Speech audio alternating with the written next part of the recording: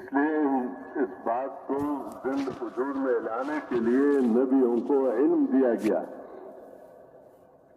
جیسے نبیوں کو داعی بنا کر بھیجا گیا، دعوت کا علم دیا گیا، اور نبیوں کو ان عبادات پر جو ملنا ہے، وجہ ہے کہ مشاہدے میں نظر آتا ہے کہ اگر بندہ اس حکم کو پورا کرے گا تو نقصان ہو جائے گا. کاروبار میں نقصان نظر آتا ہے، حاکم کے حکومت میں نقصان نظر آتا ہے. تو یہ علم دیا گیا کہ یہ جو تمہیں نقصان نظر آ رہا ہے تو یہ دھوکہ ہے.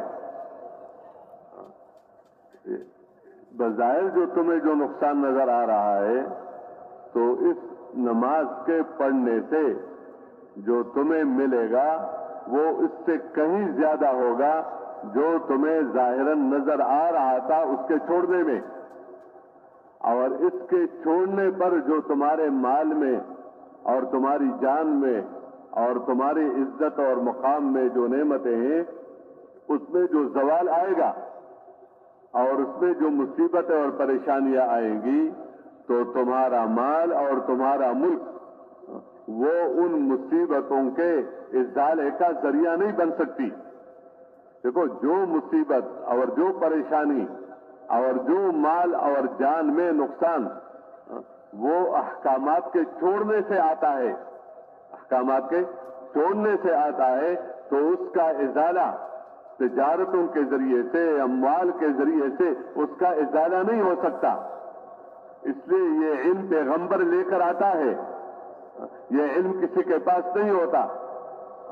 یہ علم پیغمبر اپنے ان لوگوں کو دیتا ہے جو پیغمبر کے ماننے والے ہوتے ہیں، اور جو کلمہ پڑھنے والے ہوتے ہیں تو ان کو یہ علم دیا جاتا ہے کہ تم جب اس میں لگو گے تو اس میں لگنے سے جو تمہارا نقصان نظر آئے گا تو اس کے لگنے میں وہ منافع ہوں گے جن منافع کی برکت سے تمہاری دنیا بھی بنے گی اور آخرت بھی بنے گی. لیکن اگر تم دنیا میں لگ گئے اور اس فریضے کو چھوڑ دیا تو اس کے چھوڑنے سے جو مصیبتیں آئیں گی اور اس کے چھوڑنے سے جو پریشانیاں آئیں گی اس کا ازالہ تمہارے مالوں سے نہیں ہوگا اور اس کا ازالہ تمہارے ملک سے نہیں ہوگا. اس لیے پوری دنیا بحیثیت دنیا اس کو تو ایک تکبیر اولا کے مقابلے میں اس کی قیمت کو ختم کر دیا کہ التکبیرۃ الاولی خیر من الدنیا وما فیہا، کہ ایک تکبیر اولا جو نماز کی صرف ایک ہے، یہ دنیا اور دنیا میں جو کچھ ہے اس سے زیادہ قیمتی ہے. یعنی اس کے لیے اگر تمہیں پوری دنیا چھوڑنی پڑے تو تم خسارے میں نہیں ہو، لیکن اگر تم دنیا میں لگ کر تمہارے سے یہ عمل ضائع ہو جائے تو یہ تمہارا خسارہ ہے.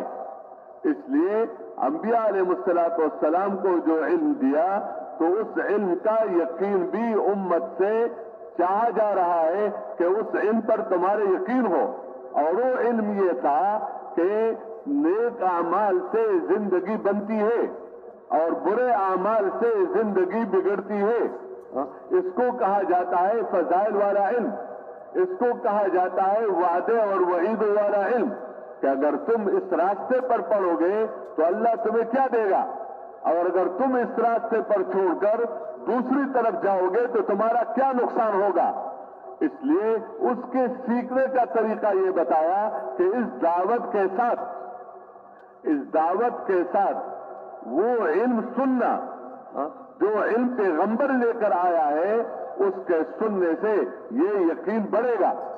لیکن اگر خدا نخواستہ اس کو نہ سنا جائے اور صرف اتنی بات پر اطمینان ہو جائے کہ ہاں دین میں کامیابی ہے، اور صرف اس کو نہ سنا جائے تو جب وقت آئے گا حلال اور حرام کا، جائز اور ناجائز کا، غلط اور صحیح کا اور حق اور باطل کا، تو باوجود اس کے کہ یہ مانے گا کہ ہاں یہ راستہ ٹھیک ہے، لیکن اس ضعف ایمان کی وجہ سے اور اس کمزوری کی وجہ سے اس کے لیے اس راستے پر چلنا مشکل ہو جائے گا. और उस गलत रास्ते पर चलना इसके लिए आसान होगा। इसलिए पूरी उम्मत को उस कलमे के साथ और कलमे की दावत के साथ उस इल्म पर लाया जिस इल्म के जरिए से इंसान के सामने ये बात आती है कि इस अमल से दुनिया भी बनती है और आखिरत भी बनती है। और उस इल्म का सुनना, उस इल्म का हर एक के जिम्मे लगाया कि जब तुम नमाज पढ़ते हो तो नमाज के बारे में जो वादे हैं और नमाज के छोड़ने पर जो वईदे हैं और जमात के साथ नमाज पढ़ने पर जो वादे हैं और जमात छोड़ने पर जो वईदे हैं और खुशू खुजू के साथ नमाज पढ़ने पर जो वादे हैं और खुशू खुजू के साथ नमाज न पढ़ने पर जो वईदे हैं, इसके सुनने से ये बात दिल में उतरेगी, सिर्फ मानने से नहीं है।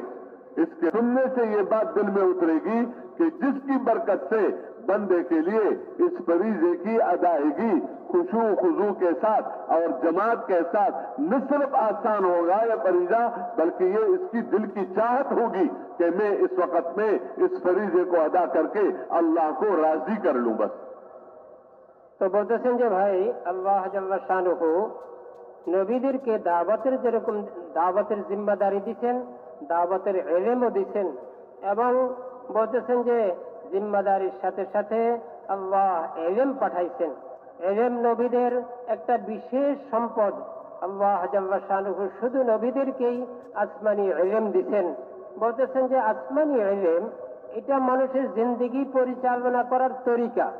বলতেছেন যে কিভাবে পরিচালনা করবে, কিভাবে চললে আল্লাহ সন্তুষ্ট হয়ে তাদের দুনিয়া বানাই দিবেন, আখিরাত বানাই দিবেন, তাদেরকে দুনিয়ার নোকসান থেকে, দুনিয়ার ক্ষতি থেকে বাঁচাই দিবেন।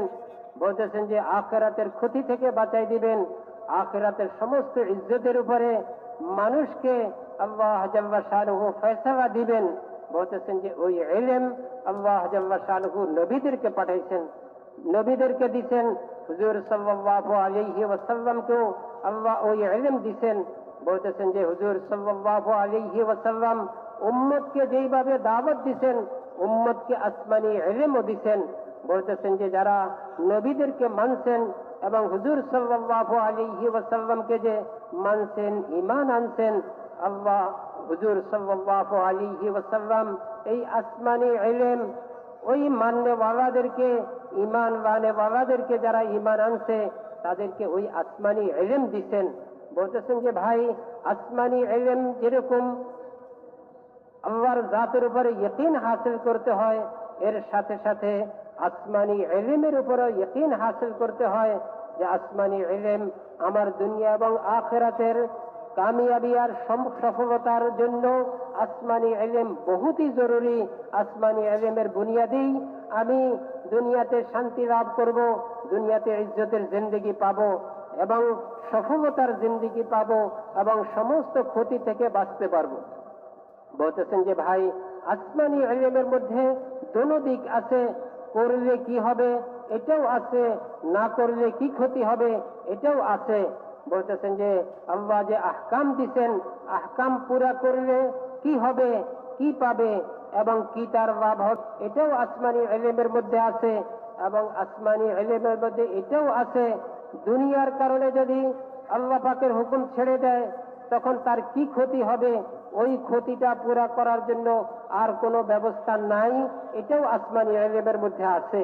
তিনি বলতেছেন যে ভাই যখন আল্লাহর হুকুম আসে তখন দুনিয়ার অনেক জিনিস বাধা হয়ে যায় যে আল্লাহর হুকুম পুরা করতে। এই কথা দিলে আসে যে আমি যদি এই হুকুমটা নামাজে যাই তখন আমার ব্যবসার ক্ষতি হবে, আমার ব্যবসার লোকসান হবে, আমার চাকরির ক্ষতি হবে, আমার ক্ষেত খামারের ক্ষতি হবে। ক্ষতি তার নজরে দেখে, চোখে দেখে। বলতেছেন যে এটা মানুষের দুনিয়ার অবস্থা হিসেবে নজরে আসে ক্ষতিটা, কিন্তু আসমানি ইলম এই ক্ষতির মোকাবেলায় বলে তোমার যতটুকু ক্ষতি হবে, কিন্তু আল্লাহর হুকুম নষ্ট করলে যেই ক্ষতি হবে এই ক্ষতি দুনিয়ার সমস্ত জিনিস দিয়েও পরিপূর্ণ হবে না। যেই ক্ষতি আল্লাহর হুকুম নষ্ট করলে হবে ওই ক্ষতি দুনিয়ার সমস্ত জিনিস হাতে আসলেও এই জিনিস দিয়ে আল্লাহর হুকুম নষ্ট করার ক্ষতির মোকাবেলায় হবে না। বলতেছেন যে তিনি মিসাল দিয়ে বলতেছেন যেমন নামাজকে আদায় করা, তকবীর উলার সাথে নামাজ আদায় করা। বলতেছেন যে একজনের তকবীর উলার সাথে নামাজ আদায় করবে, এখন তার ব্যবসা ছাড়তে হবে, এদিকে গাহেক দাঁড়ানো আছে, এখন তার ক্ষতি নজরে আসতেছে, যদি আমি চলে যাই এই গাহেকগুলি হাতছাড়া হয়ে যাবে, আমার ক্ষতি হবে। মেরে মুহতারাম, কতটুকু ক্ষতি হবে এটা বিষয়।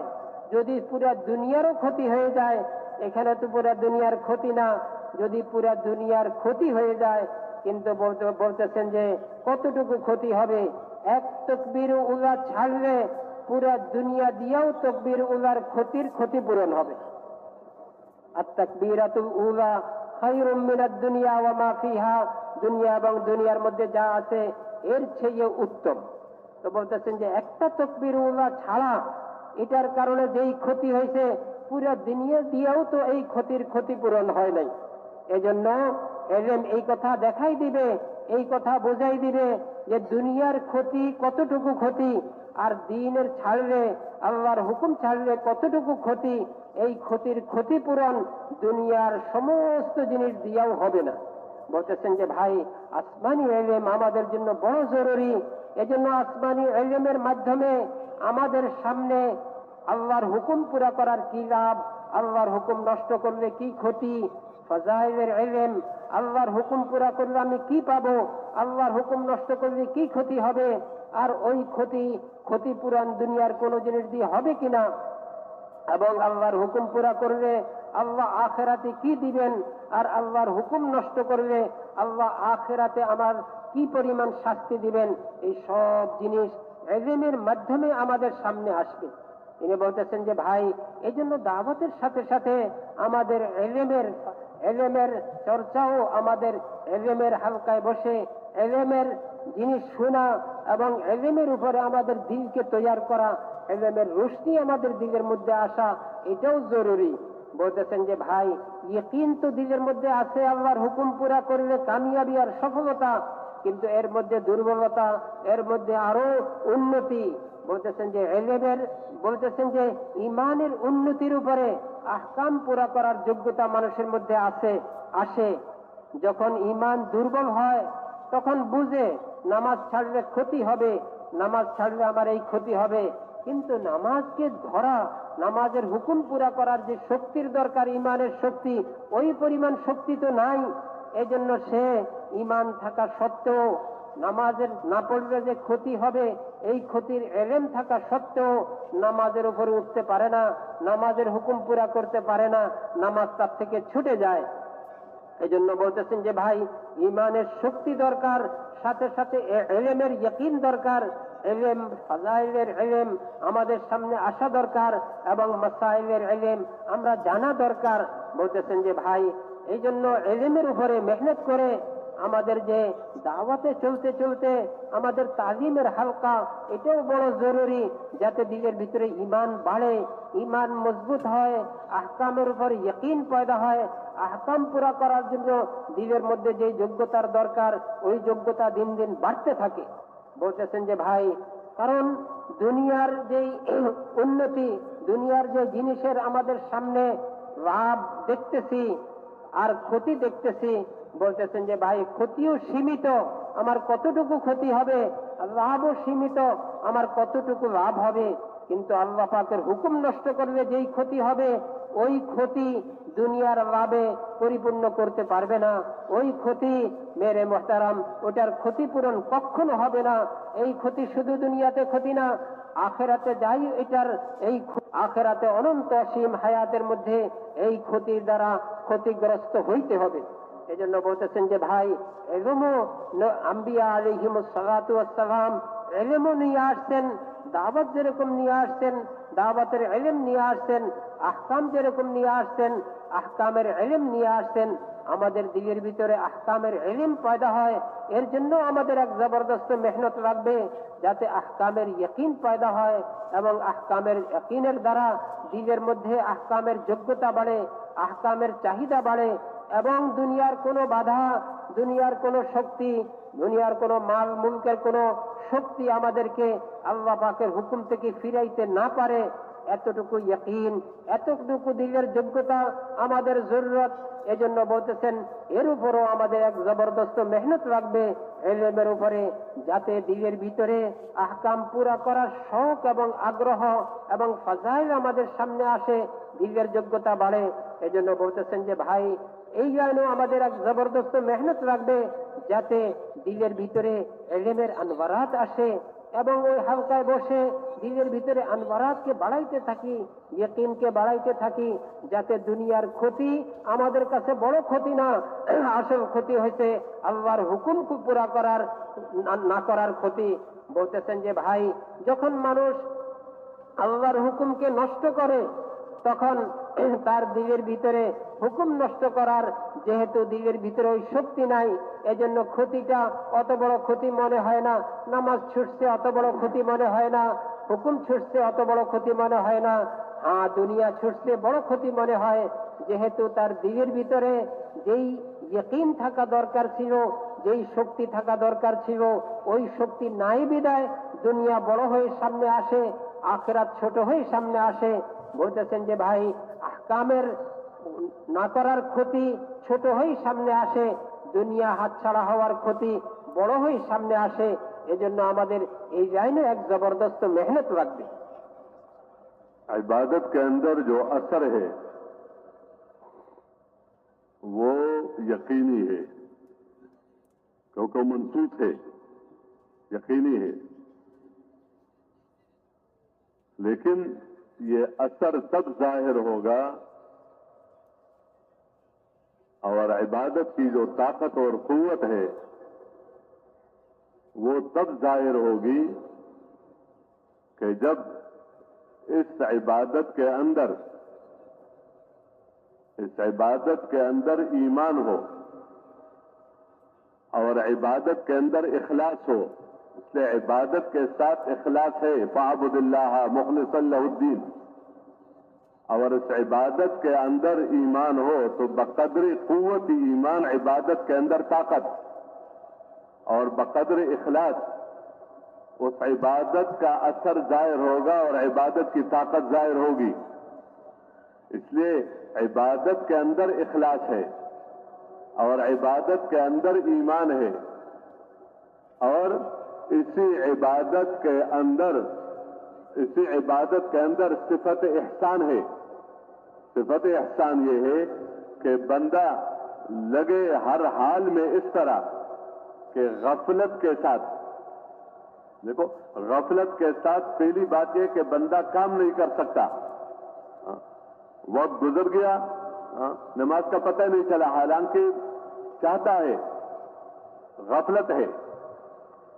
और अगर काम करता है तो उसका जिस तरह करना चाहिए उस तरह नहीं कर पाता, अमल में जैसे लगना चाहिए उस तरह नहीं लग सकता।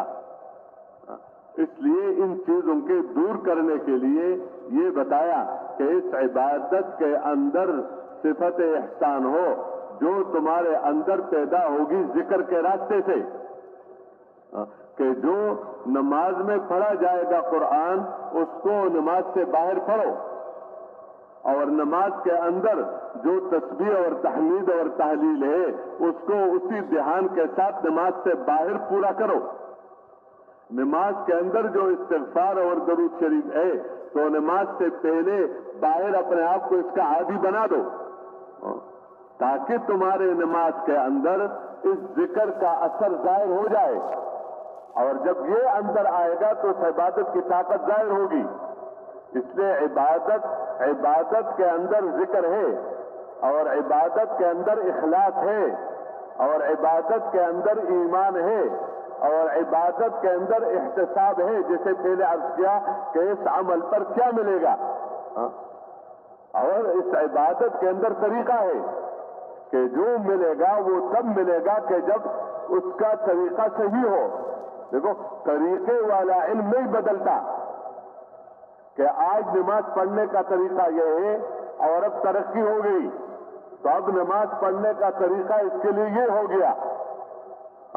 ये दीन इसमें इजाफा और नुकसान नहीं होता। جو طریقہ ہے وہ طریقہ روز روز بدلتا نہیں ہے، طریقہ تو وہی ہے، لیکن اس نماز پر یا اس عمل پر جو وعدہ ہے اس کا یقین بڑھتا چلا جاتا ہے. وہ جتنا یہ اس میں لگے گا تو وہ بڑھے گا، اور اگر اس کو چھوڑے گا تو وہ گھٹے گا. اس لیے اس کا نتیجہ کیا ہوگا کہ طریقے کے معلوم ہوتے ہوئے کہ نماز کا طریقہ معلوم ہے کہ کیسے پڑھنی چاہیے، روزہ رکھنے کا طریقہ معلوم ہے کہ روزہ کیسے رکھنا چاہیے، زکوٰۃ کا وہ معلوم ہے کہ اتنا دینا چاہیے، لیکن اس کے باوجود وہ نماز پڑھنی مشکل ہو گئی، حالانکہ اس کا طریقہ معلوم ہے، یا اس طریقے سے پڑھنا مشکل ہے، اس طریقے سے پڑھنا حالانکہ پتہ ہے کہ اس طرح پڑھنی چاہیے. اس لیے ان بنیادوں پر پہلے اٹھایا کہ تمہاری عبادات کے اندر ذکر والا اثر ہو، اور تمہاری عبادات کے اندر وعدوں اور وعید کے یقین والی طاقت ہو، اور تمہاری عبادات کے اندر ایمان کی طاقت ہو، اور تمہاری عبادات کے اندر علم کی طاقت ہو. اس لیے دعوت کے ساتھ تعلیم ہے، تعلیم کے ساتھ ذکر ہے، ذکر کے ساتھ عبادت ہے. وہ اس عبادت کے اندر ذکر بندہ ذاکر ہو، اس عبادت کے ساتھ بندہ عالم ہو، اس عبادت کے ساتھ بندہ داعی ہو، تاکہ دعوت کے ساتھ اس کا ایمان بڑھتا چلا جائے، اور ان اعمال پر جو وعدے ہیں اس کا یقین بڑھتا چلا جائے. تو جب بندہ ان خوبیوں کے ساتھ عبادت میں لگے گا تو اب یہ عبادت، یہ نماز اس کو فحش اور منکر سے روکے گی. ورنہ اگر یہ نہیں کرے گا تو یہ خود عبادات پر جو وعدے ہیں اس کے یقین کے اندر کمزوری ہوگی. نماز پڑھے گا لیکن نماز سے مسئلوں کے حل کا یقین کمزور ہوگا.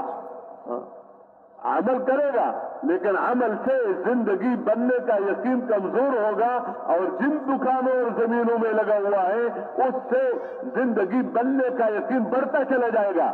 اس کو سبب سمجھے گا، اس کو سبب نہیں سمجھے گا، حالانکہ وہ بھی سبب ہے، لیکن وہ تب سبب بنے گا کہ جب اس کے متعلق دین سیکھا جائے.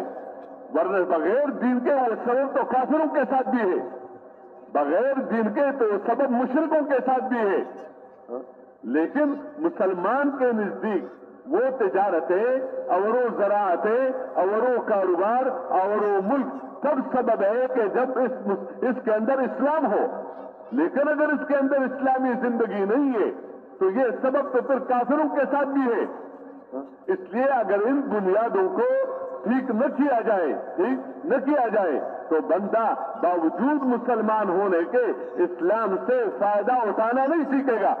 اس دن سے اس لیے میرے محترم دوستو، یہ ایک زبردست محنت ہے کہ اپنی عبادات کے اندر جان ڈالنے کے لیے اس کے لیے پہلے یہ محنتیں ہیں. اس عبادات سے پہلے ایمان کی محنت عبادات سے پہلے ہے، اخلاص کی محنت ہے، اور جو عبادات پر زندگی بننے کے وعدے ہیں اور اس کے چھوڑنے پر جو زندگی کے بگڑنے کی وعیدیں ہیں، اس کا یقین اس کے ساتھ ہے اور اس کا طریقہ بھی ہے. آج ہم نے عمومی طور پر عمل کے لیے صرف علم کو شرط قرار دیا ہے کہ عمل کے لیے علم کا ہونا ضروری، عمل کے لیے ایمان کا ہونا ضروری، عمل کے لیے اخلاص کا ہونا ضروری، عمل کے لیے سنت طریقے کا سیکھنا ضروری، اور عمل کے لیے صفت احسان کا ہونا یہ ضروری ہے کہ بندہ اس طرح عمل کرے کہ بندہ اس عمل کے وقت اللہ سے غافل ہو کر نہ کرے. آپ اندازہ لگائے اگر دینی عمل بندہ اللہ سے غافل ہو کر کرے تو ایک تجارت میں کیسے ذاکر بن کر تجارت کرے گا. اگر ایک بندہ نماز پڑھنے میں اور نوافل پڑھنے میں اور دینی کام کرنے میں یہ اللہ کی طرف متوجہ نہیں ہے تو یہ بندہ تجارتوں میں اور یہ بندہ زراعتوں میں اور یہ بندہ کاروبار میں اور یہ بندہ حکومتوں میں اور یہ بندہ بیوی بچوں کے حقوق کے ادا کرنے میں یہ کیسے اللہ کی طرف متوجہ ہو سکتا ہے؟ इसलिए इन बुनियादों पर उठाया है। ये काम अपने जहने से नहीं गढ़ा गया, और ये ऐसा काम नहीं है कि जिसको एक सिर्फ बल्कि ये तो दीन के वजूद में लाने के लिए एक जरिया है जो पहले भी था और आज भी है। न पहले इस रास्ते के बगैर दिन आया है, न आज आएगा और न क़यामत तक आ सकता है। इसलिए ये दावत वाला अमल और ये तालीम वाला अमल और ये जिक्र वाला अमल और ये खिदमत वाला अमल, ये अपनी तरफ से इज्तिहादी चीजें नहीं है, बल्कि ये तो दीन के वजूद में लाने के लिए अंबिया अलैहिस्सलाम वाला काम है। इसलिए हम इसको नबियों का काम यकीनी समझ कर करें। ऐसा नहीं है कि कर लिया नहीं किया। তো বলতেছেন যে ভাই, ইবাদতের মধ্যে একটা আসর আছে, প্রভাব আছে, ইবাদতের মধ্যে একটা শক্তি আছে। ইবাদতের মধ্যে শক্তি, ইবাদতের মধ্যে আসর, এটা কোরআন এবং হাদিসের দ্বারা প্রমাণ। মনসুস মানে কোরআন এবং হাদিসের দ্বারা প্রমাণ। ইবাদতের মধ্যে আসর আছে, প্রভাব আছে, ইবাদতের মধ্যে শক্তি আছে। কিন্তু ইবাদতের মধ্যে আসর আর শক্তি, প্রভাব আর শক্তি শুধু ইবাদতের দ্বারা আসবে না, বরং এটার মধ্যে অনেকগুলি গুণ থাকতে হবে। তার মধ্যে একটা গুণ হচ্ছে ইয়াকিন। শুধু যদি কেউ নামাজ পড়ে তার মধ্যে ইয়াকিন নাই, তাহলে ওই শক্তি সে পাবে না যেটা নামাজের সাথে আল্লাহ ওয়াদা করছেন, নামাজের শক্তি আল্লাহ ওয়াদা করছেন। তো বলতেছেন যে ভাই, ইবাদতের মধ্যে শক্তি আসবে কতগুলি গুণের দ্বারা। তার মধ্যে একটা গুণ হয়েছে ইয়াকিন, দ্বিতীয় গুণ হয়েছে ইখলাস। ওয়ামা উমিরু ইল্লা লিয়াবুদুল্লাহা মুখলিসিনা লাহুদ্দিন। ইবাদতের মধ্যে ইখলাস রাখবে। ইখলাস মানে একবারই আল্লাহর সন্তুষ্টির জন্য করা, এটা রাখবো ইবাদতের মধ্যে ইখলাস।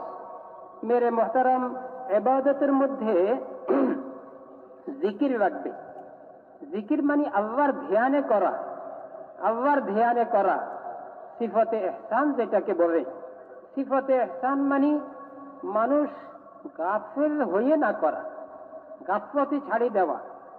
মেরে মুহতারাম, তিনি বলতেছেন যে ভাই, গাফলতির সাথে তো নামাজও ছুটি যায়। একজন জানে নামাজ পড়ার দরকার, নামাজ পড়ার দরকার সত্ত্বেও তার নামাজ ছুটে যায় কেন? গাফলতি, গাফেল। আচ্ছা করবো আরই। গাফলতির কারণে, গাফলত এমন এক জিনিস যেই জিনিসের কারণে বড় বড় হুকুমও ছুটি যায়। এই জন্য গাফলতির থেকে বাঁচা। সিফতে ইহসানের অর্থ হচ্ছে গাফলতির থেকে বাঁচি যাওয়া এবং আল্লাহর হুকুম বাকে যেইভাবে পুরা করা দরকার, যেই ধ্যানে পুরা করা দরকার, যেই ওয়াদার ইয়াকিনের সাথে পুরা করা দরকার, ওই ওয়াদার ইয়াকিনের সাথে, ধ্যানের সাথে, যথাযথ ইলমের সাথে আল্লাহর হুকুম পুরা করা, ওইভাবে পুরা করাকে সিফতে ইহসান বলা হয়। তো বলতেছেন যে ভাই, সিফতে ইহসানটা জিকিরের রাস্তায় আসে। জিকিরের রাস্তায় যেরকম একটা জিনিস আরেকটা জিনিসের রাস্তায় আরেক রাস্তায় আসে, যেমন মানুষ একটা রাস্তা দিয়ে একটা জায়গায় যায়, ঠিক তদ্রূপেই মেরে মুহতারাম, মানুষের মধ্যে সিফতে ইহসান জিকিরের রাস্তায় আসে। যেমন কোরআন পড়তেছি, কোরআন আল্লাহর কালাম, এই ধ্যানটা কখন আসবে? যখন নামাজের বাহিরে আমি কোরআনকে আল্লাহর কালাম হিসাবে পড়ার মশক করতে থাকবো। মশক করতে করতে করতে করতে এই ধ্যান আসবে, তখন নামাজের মধ্যে পড়তে ওই ধ্যানের সাথে নামাজ পড়তে পারবো। ওই কিয়াম মানে কোরআনকে ধ্যানের সাথে পড়তে পারবো। আর বাহিরে আমি ওই ধ্যানের মশক করলাম না, তো নামাজের মধ্যে কোরআন ওই ধ্যানের সাথে পড়া কঠিন হয়ে যাবে। দ্বিতীয় হয়েছে বাহিরে, নামাজের বাহিরে আমি জিকিরের, নামাজের মধ্যে তাসবিহাত পড়তে হয়, তো আমি যদি নামাজের বাহিরে তাসবিহাতের মশক না করি, ভাই মেহরবানি ভাই, তো এখানে এটা না করলে ভালো, এটা না করাই চাই। তো বলতেছেন যে ভাই, জিকির এটাও একটা বুনিয়াদী জিনিস, আল্লাহর ধ্যান পয়দা করা। তাসবিহাত, নামাজের মধ্যে তাসবিহাত আছে। এখন নামাজের মধ্যে তাসবিহাতের মধ্যে ধ্যান তখনই আসবে যখন আমি বাহিরে জিকিরের ধ্যান পুরা করব। জিকিরের ধ্যান, জিকিরের মশক করে করে করে জিকিরের ধ্যান পুরা করব, তখন নামাজের মধ্যেও জিকির ধ্যানের সাথে হবে। বলতেছেন যে ভাই, বাহিরে যদি আমি ইস্তেগফার, দুরূদ শরীফ এই সব লাইনে আমি মশক করি, তখন নামাজের মধ্যেও আমার ইস্তেগফারের যে অবস্থা, ওইখানেও এই সব হালাতগুলি নামাজের মধ্যেও আমার ঠিক হবে, নামাজের মধ্যে আমি ঠিকভাবে করতে পারবো। তো বলতেছেন যে ভাই, নামাজের মধ্যে এই ধ্যান আসার জন্য বাহিরেও জিকিরের মাধ্যমে, জিকিরের রাস্তায় মেহনত করতে হয়, তখন সিফতে ইহসান নামাজের মধ্যে আসবে। সিফতে ইহসান নামাজের মধ্যে আসা, এটার জন্য আগে আমার মশক করতে হবে, তখন নামাজ এই সিফাতগুলির সাথে আদায় হবে। তো বলতেছেন যে ভাই, নামাজের মধ্যে আমার ইলমের দরকার। ইলমের দরকার এই জন্য, নামাজের কখন কি হুকুম পুরা করলে আমি কি পাবো আল্লাহর থেকে, না করলে কি ক্ষতি হবে, নামাজ না পড়লে কি ক্ষতি হবে, এটারও জন্য আমার ইলম লাগবে। ফাজাইলের ইলম যেটাকে বলা হয়, নামাজের ইলম যেটাকে বলা হয়, এই সব লাইনের ইলম, না করলে কি ক্ষতি হবে, এই ক্ষতির ইলম যদি না থাকে, তখন দিলের মধ্যে না করার যে ভয়, এই ভয়টা আসবে না। পড়লে কি লাভ হবে, এই লাভের ইলম যদি আমার মধ্যে না থাকে, তাহলে পড়লে কি লাভ, এটা শখ এবং আগ্রহ আমার দিলের মধ্যে আসবে না। এজন্য এই ইলমের ইয়াকিনও পয়দা করতে হবে, শুধু ইলম না, ইলমের ইয়াকিন। বলতেছেন যে ভাই, ইলমের ইয়াকিন পয়দা করতে হবে, ঈমান ভিতরে আনতে হবে, সিফতে ইহসান ভিতরে আসতে হবে, তারপরে ইখলাস ভিতরে আসতে হবে। এই সব গুণাবলীর সাথে নামাজ, ওই নামাজ আমাকে তার ওয়াদা পুরা করে দেখাবে। আল্লাহ তার ওয়াদা পুরা করবেন যখন নামাজকে নামাজের সাথে, নামাজের হিসাবে আদায় করব। বলতেছেন যে ভাই, হার ইবাদতের একটা শেকেল আছে, একটা জাহিরি শেকের, জাহিরি একটা গঠন আছে, জাহিরি একটা তরিকা আছে। মেরে মোহতারাম, এই জাহিরি তরিকাই শুধু যথেষ্ট না, জাহিরি তরিকার সাথে এর ভিতরে যত গুণাবলী দরকার, ওই গুণাবলী পুরা করে যখন ওই হুকুমটা আদায় করা হবে। এই জন্য তিনি বলতেছেন যে ভাই, ইলমের সাথে সাথে এই জিনিসগুলির উপরে মেহনত করি, এই জিনিসগুলি তার মধ্যে পয়দা করা দরকার। যেমন ইখলাস পয়দা করা দরকার, ঈমান পয়দা করা দরকার। মেরে মোহতারাম, আল্লাহর ওয়াদা এবং ওয়াঈদ, আল্লাহর ওয়াদা কি, যে আল্লাহ এটা দিবেন, এটার উপরে এটা দিবেন। ওয়াঈদ কি, এটা না করলে এই শাস্তি আল্লাহ দিবেন। তো শাস্তিরও কথা, আবার আল্লাহ পাকের পুরস্কারেরও কথা, দুইটার ইয়াকিন পয়দা হইতে হয়। দুইটা তো ইলম, দুইটার ইয়াকিনেরও ইলম। তো বলতেছেন যে ভাই, হুজুর সাল্লাল্লাহু আলাইহি ওয়াসাল্লাম আমাদের জন্য যেরকম আহকাম নিয়ে আসছেন, আহকামের ইলম নিয়ে আসছেন, আহকাম পুরা করার তরিকাগুলি নিয়ে আসছেন। এক একটা হুকুম পুরা করতে কি কি লাগবে, কি কি গুণ লাগবে, কি কি তরিকা লাগবে এবং কি গুণ লাগবে, যেই গুণগুলির সাথে পুরা করলে ওই হুকুমের ওয়াদা আল্লাহ পুরা করবে। তো বলতেছেন যে ভাই, অনেক সময় আমরা দেখি নামাজ পড়তেছি, কিন্তু নামাজের দ্বারা আমাদের মাসাইল হল হইতেছে না, সমস্যাগুলির সমাধান হইতেছে না, নামাজের যে ওয়াদা, ওই ওয়াদা পুরা হইতেছে না। বলতেছেন যে ভাই, কেন পুরা হইতেছে না, অথচ আমি নামাজের ফরায়েজগুলির ইলম আছে, নামাজের ওয়াজিবাতগুলির ইলম আছে, নামাজের সুনানগুলির ইলম আছে। বলতেছেন যে ভাই, ইলমের সাথে সাথে নবীর তরিকা মতো আদায় করার ইলমও লাগবে, নবীর তরিকা মতো আদায় করার ইয়াকিনও লাগবে।